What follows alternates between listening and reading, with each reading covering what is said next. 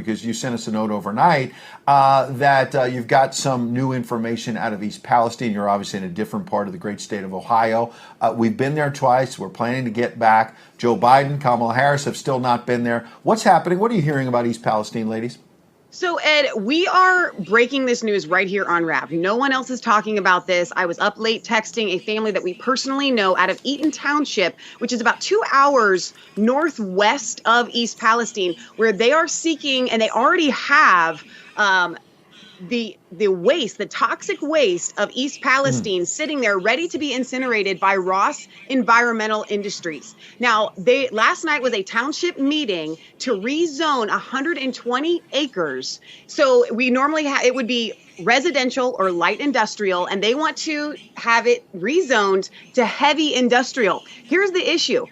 I think this is an Erin Brockovich, like Hollywood type story that no one is talking about right now. What is happening to the East Palestine waste? They are seeking to incinerate this waste. Okay, that sounds fine. Ross claims that it's completely inert once it's been incinerated and they have the white ash. They want this 120 acres to do, or excuse me, 120 acres to do a 23-acre monofill for this hazardous waste ash that they will then combine with lime that will create a 50-foot high embankment of some sort of concrete type material that is actually really dangerous. The EPA, Ross claims that this white ash from incinerating the toxic waste like out of East Palestine is completely not hazardous to humans, but the EPA claims that it is. So last night was a meeting. Each participant, each resident was given 2 minutes to talk. At the end of the meeting, it was decided and suggested by Ross's attorney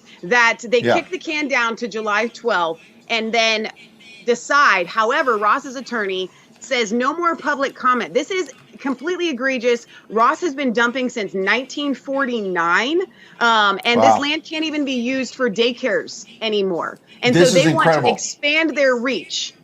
Right. I want to get Karen in here, but just to be clear, so when you talk about incinerating leftover waste, I assume that means leftover from the chemical spill, yes. The disaster site. They have taken the waste from East Palestine. It is sitting there ready in storage, waiting for this rezoning, so then they can now incinerate it, then put it in these monofills.